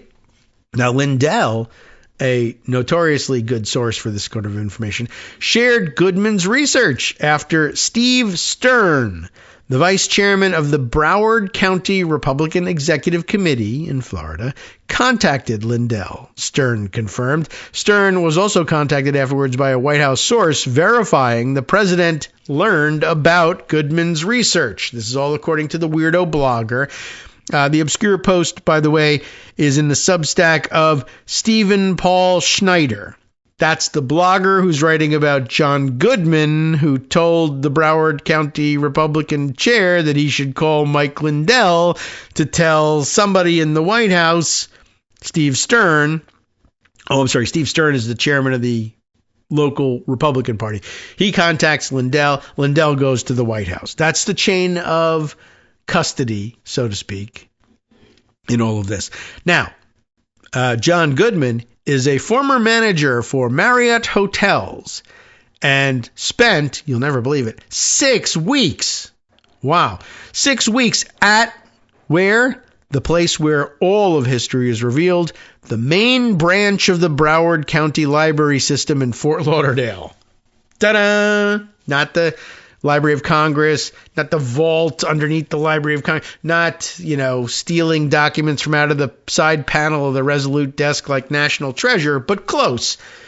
Fort Lauderdale's main library, where he was reading a microfilm copy of the original U.S. Constitution, I guess the handwritten version, eventually spotting an apparent shadow that turned out to be a significant find. Yes, that does require dramatic music, doesn't it? According to Goodman, a Kentucky native, by the way, who's moved down to Fort Lauderdale, or I'm sorry, Hallandale Beach, I guess, he stumbled upon wording that wasn't commonly known. Although he speculates the Supreme Court justices were familiar with the words because a majority opinion in the case U.S. Term Limits v. Thornton, although it says Thornton here, so I don't know. I can't remember what the actual title of the case is, but maybe it is Thornton rather than Thornton, and I never bothered to say it out loud. Anyway, apparently in his view, the majority opinion echoed that hallowed language. By the way, the thing to remember here is that hallowed language, not in the Constitution. So if you said, show me in the Constitution where it says this, he would try to show you and you would say it's not there. And he would say, well, I know it's not there. It's in the shadow of the original copy that I read on microfilm in Fort Lauderdale. You see. That's actually literally what they're trying to say here. And he says, well, the Supreme Court secretly knows about this. So the fix is in. We got it. This is going to work. In an email this morning, he, presumably Goodman, wrote to me, presumably, what's his name? The guy who writes the Substack. It's important to point out to your readers that the Constitution on the surface says that the states do have 100% power over elections. It doesn't say 100% or anything like that, but, they do say that the states control elections. It says that in the Constitution, sure, but there was an obstructed console. Everyone knows about obstructed consoles, right? No, shake your head. No, what are you talking about? There was an obstructed console that was not noticed for many, many years because it looks exactly like a faded shadow from the line above it. So I decided to go back the next day. If you just go back the second day to Fort Lauderdale's main airport, all will be revealed. I went back the next day with a high-powered magnifier to add to the microfilm magnifier, because you know what a microfilm reader is, right? It's a magnifier with a light, but a magnifier, in order to still barely make out what it said. And it said, John N. Goodman is king of the world forever. No, he gets free pizza if he wants it, whatever. No, it doesn't say that. But what it does say, it said, and the guy doesn't punctuate, so it's even crazier. It said, dictate electoral outcomes unfairly. I guess that's the language that he says is like in the shadow there. And there's a little caret sign when they wrote the Constitution and said, by the way, there's a note.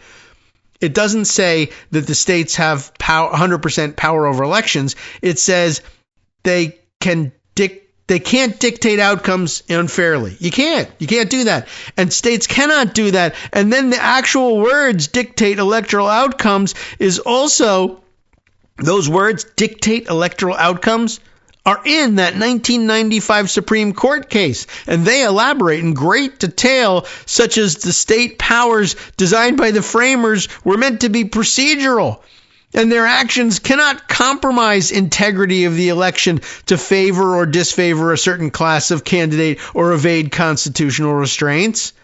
Well, okay, it does say, I'm sure the Supreme Court at some point in their case said states can't compromise the integrity of the election to favor or disfavor a certain class or candidate.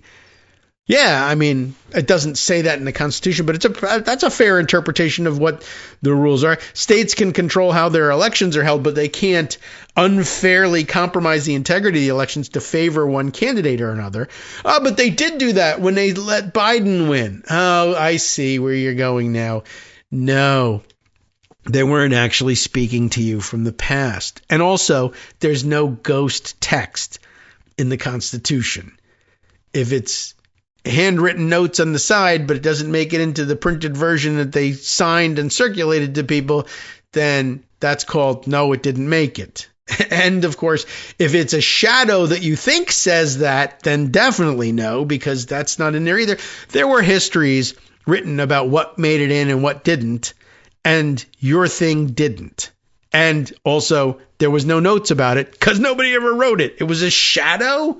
What? I'd love to see if we can clarify a little bit, just to see how crazy this person is. Now, this blog post is now still being quoted here. Okay? This treasure chest constitutional finding, backed up, as the blogger says, by a Supreme Court decision, it is not, undermines the efforts of states that sought to keep Trump off the ballot in 2024, which nobody did, when he won a second term. I mean, there were efforts to it, but nobody kept them off. And also, that's not even what this is talking about. But this is Goodman's argument. The Supreme Court finding and the secret text is why no one was able to keep Trump off the ballot in 2024. There were other reasons, actually. But anyway, he also contends that the huge expansion of vote by mail is a state action that tips the scale in favor of a certain candidate or party. The reason that some states have vote by mail is because they know that only Democrats vote by mail and that Democrats will be too lazy to vote in person. So universal mail-in ballots is really something that's meant to tip the scale in favor of a certain candidate or party, which the Supreme Court in 1995 case said you shouldn't be able to do, except everybody knew that. And it didn't take the 95 case to make that plain, but because I found it in the shadow of a page on microfilm or something, and then I saw it in the 1995 case, that must really be it. It's a secret message from James Madison. Clearly, though, it says here in the post, Goodman isn't a constitutional scholar, let alone an attorney. This is the crazy guy's blog about Goodman. Still being quoted. However, his research eventually put him in touch with two attorneys who were working with President Trump to clean up our voting system, he says. This connection provided him with some insight into what is about to unfold when the president announces action that includes a second executive order on election integrity. Key underpinnings of upcoming action, Goodman says, revolve around the 1995 Supreme Court decision. Another force driving President Trump is his belief that the 2020 election was, quote, rigged and, quote, stolen from him. In a phone conversation lasting more than an hour last night, Goodman, fascinated with politics since high school, that's a qualification, spelled out his role as a private citizen and what he believes will happen soon.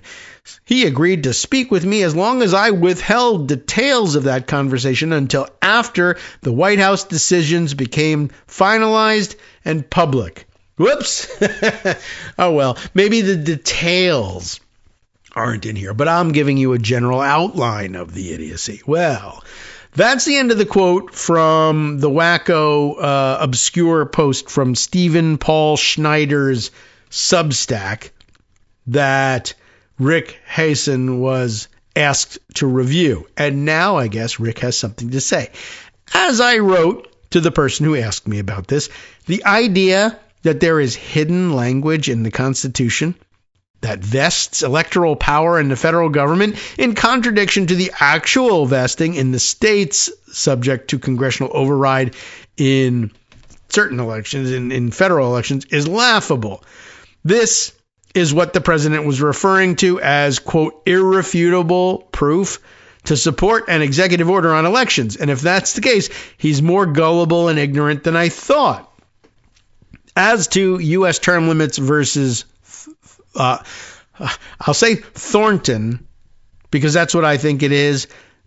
But it's even more confusing now because there's a typo or two in this paragraph in Rick Hazen's post, but it's linking to, Thornton. It's always Thornton. It's always been Thornton. But here the typo reads Thornton. So there's an extra R in there. One was Thornton. The reality is Thornton and not Thornton. But anyway, as to U.S. term limits versus Thornton, that is a Supreme Court case in which the Supreme Court held that states did not have the power, even in the Article 1, Section 4 Elections Clause, to alter the qualifications listed in the Constitution to serve in Congress. That's what the case actually stands for. In the course of discussing how the Elections Clause power does not extend to altering congressional qualifications set forth in the Constitution, Justice Stevens wrote this majority opinion, which Rick then quotes, which is the source of the phrase which Goodman, for whatever reason, decides to misunderstand as meaning, oh, no. Actually, the states don't have this power because they've done something unfair with it. They allowed Joe Biden to win. And that's obviously unfair. That's really what he's getting at. And by the way, in case you didn't catch the nuance of it here, when Rick says the case Thornton stands not for, hey, you can't do anything unfair, but rather that states don't have the power to alter the qualifications listed in the Constitution to serve in Congress. That might seem to remind you of the Powell versus McCormick case, when they tried to exclude Adam Clayton Powell from Congress on the basis that he had done something nasty and terrible. And the decision was, no, that's not something you can just simply exclude him from Congress. You could expel him by a 2/3 vote later on if you decide, but you can't say you're unqualified to take your seat. But this is actually something different. Thornton is a term limits case, right? And that's basically, it should be obvious from the style of the case, U.S. term limits versus Thornton. But this is, you remember when the idea of term limits for Congress was a hot idea, and you understand the problems with it and the reasons why people perhaps were opposed to them, even if they seemed like a good idea, but that basically there was a constitutional bar to it. That's what the Thornton case, U.S. term limits v. Thornton, decided in 1995, which is why that idea fizzled out in the late 90s and just basically never made its way back, except for occasional mentions by people who were maybe 10 when the Thornton case was decided. But anyway, or more frequently called the U.S. term limits case, because that's what they were after. No, you can't, states, impose limitations. You can't adopt a 6-year term limit for Congress or a 12-year term limit for members of Congress, House and or Senate, because the federal Constitution outlines the eligibility requirements. States can regulate how they're going to conduct their elections, but they can't say who can and can't be on the ballot based on their desire for term limits and nothing more. So, what did Stevens write when he decided this case? It begins here. Moreover, petitioner's broad construction of the Elections Clause is fundamentally inconsistent with the framers' view of that clause. The framers intended the Elections Clause to grant states authority to create procedural regulations, not provide states with license to exclude classes of candidates from federal office, i.e., in the term limits case, people who have served a certain period of time in Congress.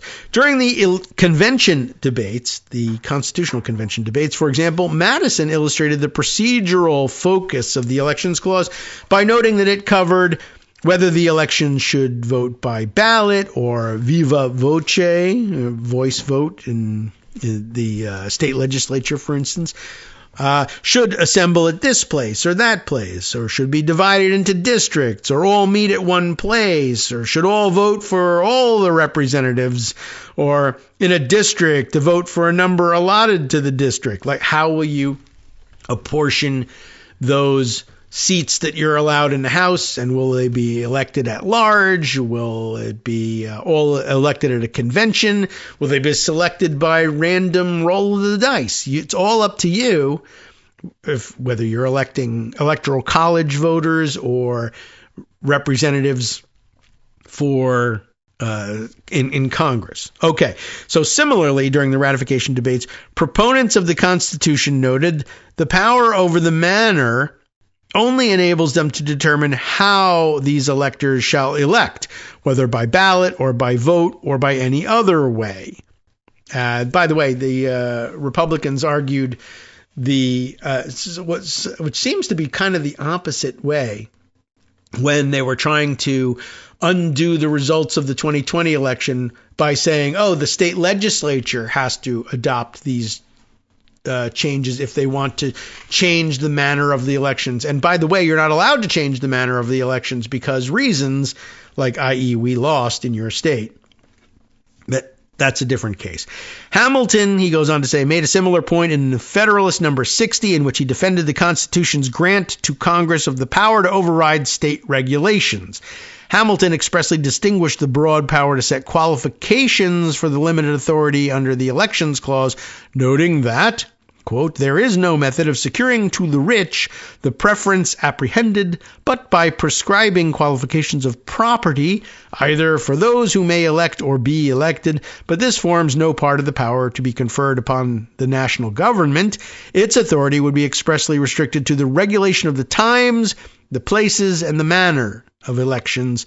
According to Federalist number 60, as Hamilton's statement suggests, the framers understood the Elections Clause as a grant of authority to issue procedural regulations and not as a source of power to dictate electoral outcomes. That's the part that got Goodman so excited. To favor or disfavor a class of candidates or to evade important constitutional restraints. Our cases interpreting state power under the Elections Clause reflect the same understanding. He goes on at some length, does Justice Stevens. Not, I would say, all of this needs to be included, but then Rick Hasen comes back because we're almost out of time here. I've bolded the language that is between the two asterisks, so I didn't tell you where the asterisks fall, but that was to bold that language that Goodman thought was so important that it was really an echo of the weird shadow that he was pretty sure he saw in microfilm, where they say, you're not supposed to use the power to dictate electoral outcomes, to favor or disfavor a class of candidates, etc. Well, everybody kind of knows that you're not supposed to do that, and so they don't. But basically, then something that there's that, then underpants gnomes, then conclusion. Biden won. And, of course, they already buy into the conspiracy theory that, I don't know exactly what states did, but a bunch of them did stuff that made it impossible for Trump to win the electoral votes from those states. And that is dictating the outcome, and that can't be allowed. And so that's how the election was stolen. And I know that because there's this secret passage in the Constitution shadows, but only on the microfilm at Fort Lauderdale, that says that. And don't you believe me? Well, the pillow guy does. That's where we are. That's where the president of the United States is telling everybody, in a very short period of time, I will offer irrefutable proof. It may be that he has something else in mind, but the only thing that's got any root anywhere that looks like it makes the connections capable of bringing some subset, at least, of the conspiracy theorists who operate in the Trump orbit together on one page that has anything to do whatsoever with what he's planning in his executive order is this. So there you go. The stuff he points out here from that insane Substack post, that's what the Substack poster was pointing to. It does not come close to saying what the Substacker implies. Justice Stevens, in U.S. term limits, was commenting on the limited power of the states under the Election Clause to do things like dictate electoral outcomes.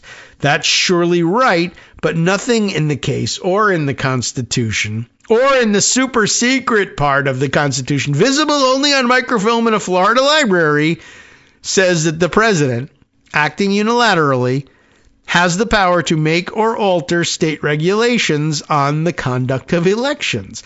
This elections clause indeed provides that the only body that can override states' regulations of elections is Congress, not the president. So the idea of whether it's approved by Congress or not, obviously, I think everybody kind of knows, yeah, that's not really the case. But this drives it home as clearly as possible. If this is what President Trump's lawyers are going to hang their hats on, they are going to be the laughing stock among lawyers. That's about the mildest conclusion you could possibly reach in all of this. But just a reminder of who's influencing the President of the United States as we approach the midterms, such that he's out there declaring that this is going to happen, and it's going to happen in this midterm election, whether Congress approves of it or not. I couldn't make it. You couldn't write it any dumber. I found a secret shadow.